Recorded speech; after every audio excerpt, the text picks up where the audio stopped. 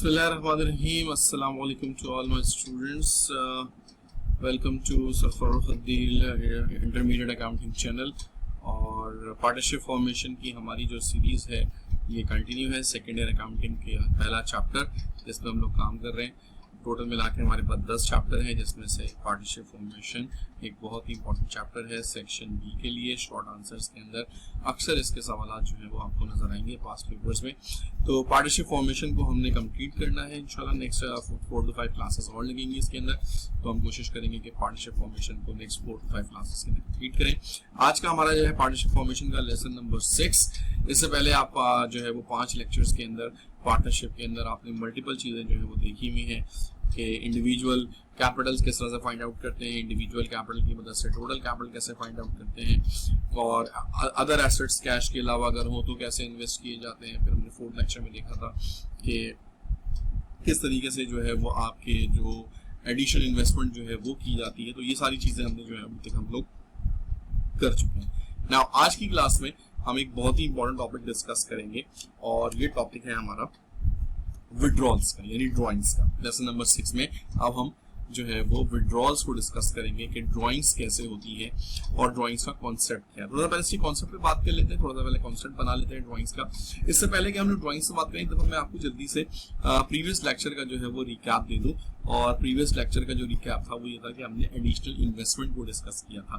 Additional investment के बारे में हमने कहा था कि एडिशनल इन्वेस्टमेंट उस वक्त होती है कि जब पार्टनर का कैपिटल उसके एग्रीड कैपिटल से जो उसने पार्टनरशिप डीड में साइन किया होता है वो कम पड़ जाता है। ऐसा ज्यादातर उस वक्त होता है कि जब कंपनी में इन्वेस्टमेंट पहले हो जाती है, फिर बाद में पता चलता है कि नहीं यार इन्वेस्टमेंट जो है वो कम है और हमें मजीद पैसे जो है वो उससे इन्वेस्टमेंट करने पड़ेंगे। जो हमने पहले प्लान बनाया था उसमें ये बिजनेस स्टार्ट नहीं हो सकता। अब हम इसका रेसिप्रोकल देखते हैं कि अब हमने जो है वो कैपिटल हमने ज्यादा डिसाइड कर लिया था, लेकिन बाद में पता चला कि नहीं यार ये कैपिटल बहुत ज्यादा है, हमें इतने पैसों की जरूरत नहीं होगी और हम इससे कम पैसों के अंदर जो है वो बिजनेस स्टार्ट कर सकते हैं। तो इस सूरत में कि जब इन्वेस्टमेंट की रिक्वायरमेंट से ज्यादा आप इन्वेस्ट कर दें पैसा और पार्टनरशिप डीड में आपका कैपिटल कम हो लेकिन आपने ज्यादा पैसे इन्वेस्ट कर दिए हो, तो उस सूरत के अंदर आपने जो है वो इस पार्टनर को, यानी जिसने ज्यादा इन्वेस्टमेंट की हुई है, उसको इस बारे में इसकी ये परमिशन होती है कि वो चाहे तो वो पैसा जो है वो अपना जो है वो विड्रॉल कर रहे, निकाल रहे। तो ये निकालना जो होता है basically that is called the withdrawals. और विड्रॉल्स को जो है वो हम ड्रॉइंग अकाउंट से जो है वो रिप्रेजेंट करते हैं कि पर्सनल यूज के लिए जो पैसा बिजनेस से निकाल लिया जाता है। थोड़ा सा कॉन्सेप्ट देख लेते हैं। At the time of partnership formation sometimes partners invested more assets as compare to their agreed capital ratio, यानी कि अल्टीमेटली जो है वो ज्यादा इन्वेस्टमेंट कर दी है जबकि कैपिटल रिक्वायरमेंट जो थी वो कम थी, या पार्टनरशिप डीड में जो पैसा पड़ा था वो कम था।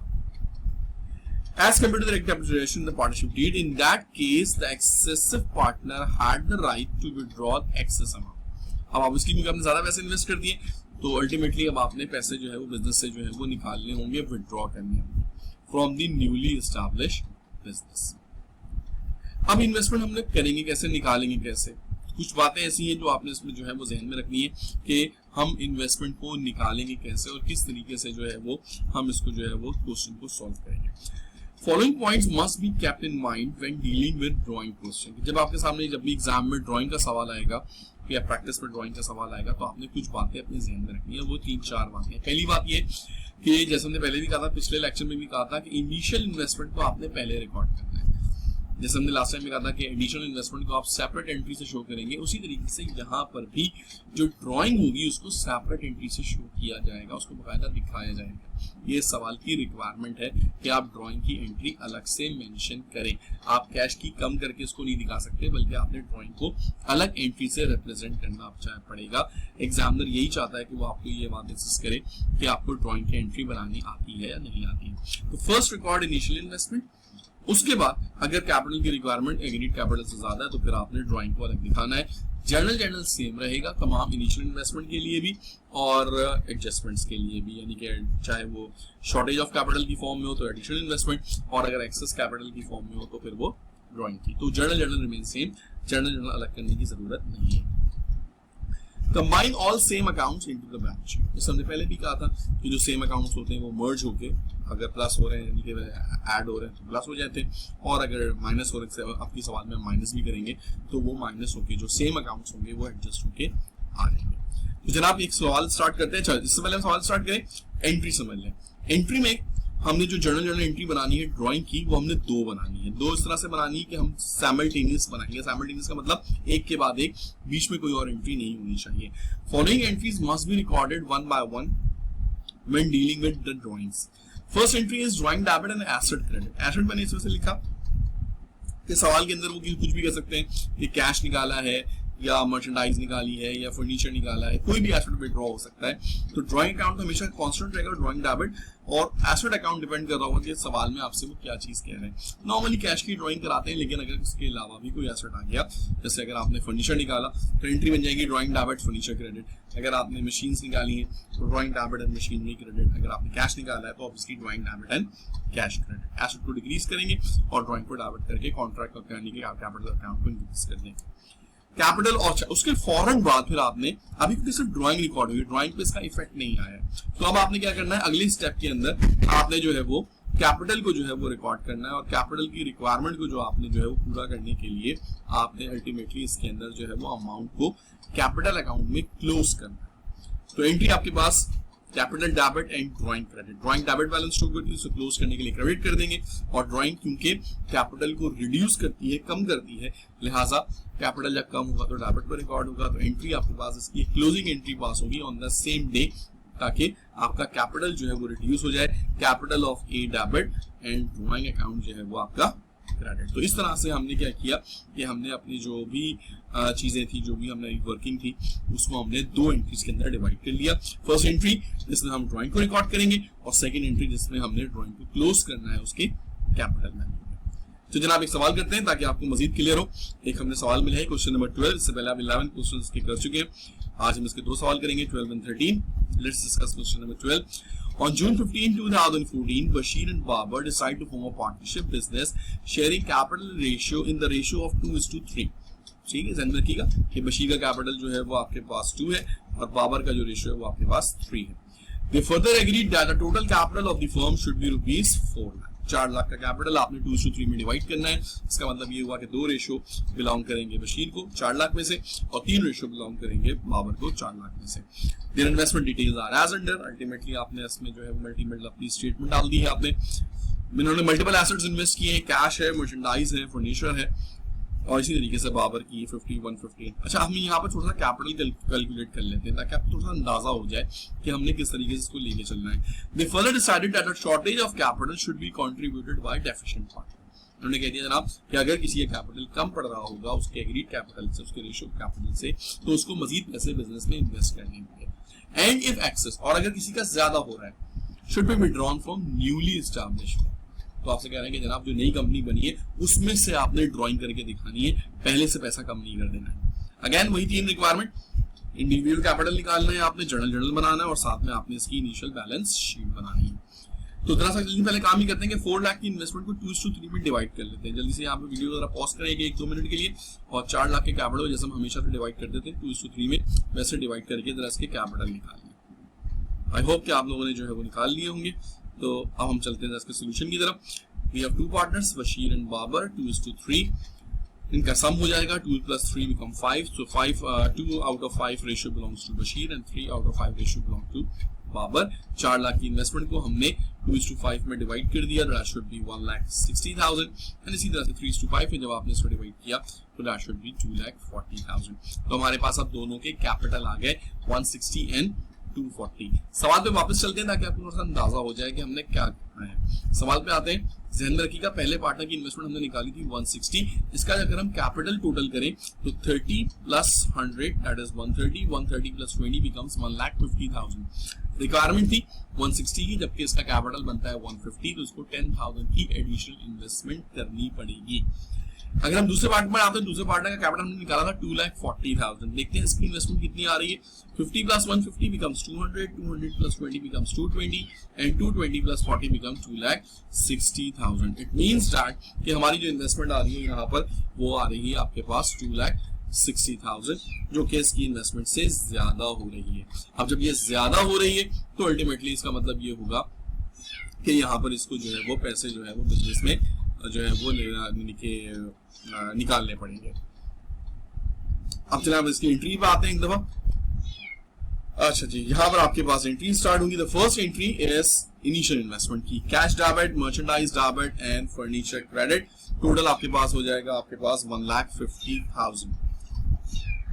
Next one is cash debit, furniture debit, equipment and machines debit, that is 2,60,000। तो आपने यहाँ पे क्या किया कि आपने तीनों इन्वेस्टमेंट्स को जो है वो अपने पास जो है वो रिकॉर्ड कर लिया, और दोनों इन्वेस्टमेंट्स को, बशीर की भी और बाबर की भी। एक की आ रही है 150, दूसरी की आ रही है 160। ना अब हम इसको हमने एडजस्ट करना है इसी जर्नल के अंदर। जर्नल जो है वो आपका जो है वो चेंज नहीं होगा, उसी जर्नल के अंदर आपने जो है वो इसकी इन्वेस्टमेंट को जो है वो रिकॉर्ड करना है। तो फर्स्ट पार्टनर जो है उसकी इन्वेस्टमेंट अगर आपको याद हो तो 160 होनी चाहिए थी, तो हमने इसकी 10,000 की एडिशनल इन्वेस्टमेंट करा दी। Cash debit and capital credit, that should be 10,000। और सेकंड पार्टनर की 20,000 की एक्सेस थी, यानी कि ज्यादा था, तो इसको अल्टीमेटली 20,000 रुपए ड्रॉइंग करने पड़ेंगे।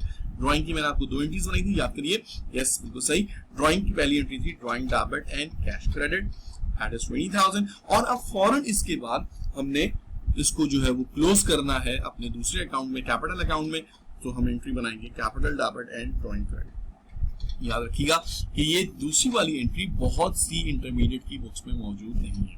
आप जब इसको सर्च करेंगे अपनी बुक्स में देखेंगे डिफरेंट, तो सम टाइम आप शायद इस बात से गुजरे कि ये वाली एंट्रीज के अंदर नजर नहीं आ रही है, तो वहां पर उन्होंने बैलेंस शीट में से कैपिटल में से ड्राइंग लेस करके दिखाई हुई होगी, लेकिन इसका मतलब ये हुआ कि उन्होंने कैपिटल को एग्रीड रेशियो में ट्रांसफर नहीं किया। तो इसलिए एग्रीड रेशियो पे दिखाने के लिए इनिशियल बैलेंस शीट के अंदर हमने इसकी क्लोजिंग एंट्री पास करनी होती है। पहली एंट्री में ड्राइंग को डेबिट किया, दूसरी में क्रेडिट कर दिया, तो अब इसलिए ये नेट ऑफ हो गया और ड्राइंग अकाउंट भी क्लोज हो गया।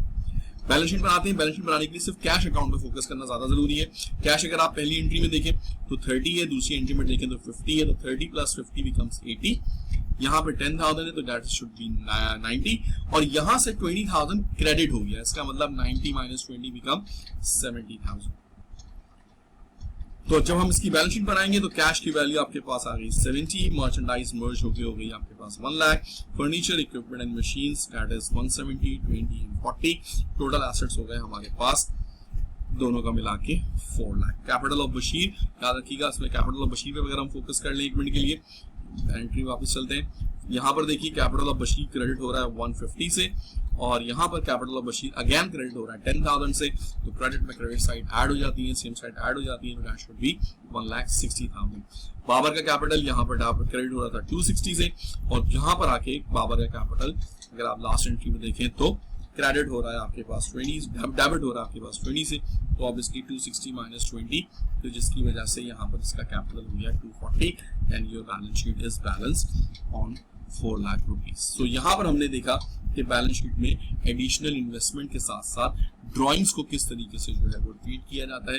याद रखिएगा ड्राइंग का सवाल बहुत रेयर होता है, इतना ज्यादा फ्रीक्वेंटली आता नहीं है। पास्ट पेपर में सिर्फ एक सवाल जो है वो ड्राइंग का आया हुआ है, लेकिन क्योंकि हमारे सिलेबस का पार्ट है और हमें हर सिनेरियो के लिए अपने लिए तैयार होना है, आपने तो ऐसा नहीं होना चाहिए कि कोई सवाल अगर आ जाए और आप कहें कि यार ये तो मैं कहीं नहीं किया हुआ ही नहीं है, तो इसलिए हमने हर सिनेरियो के लिए अपने आप को कम्प्लीटली जो है वो प्रिपेयर करना है, तभी हम 100 out of 100 marks second year accounting में ले सकेंगे।